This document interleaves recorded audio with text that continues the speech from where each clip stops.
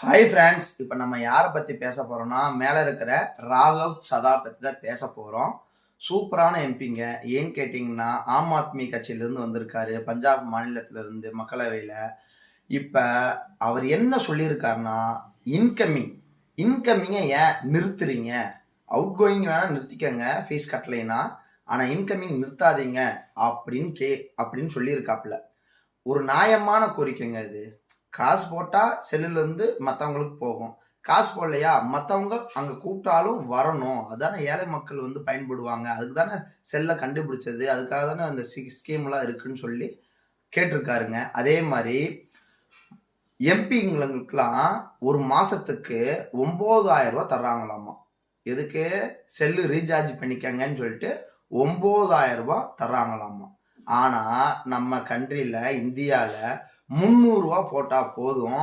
Unlimited calls, unlimited nets எல்லாம் use பண்ணிக்கலாம் 300 ரூபாய்க்கு. அதுவும் தலைவர் கேட்டிருக்காரு.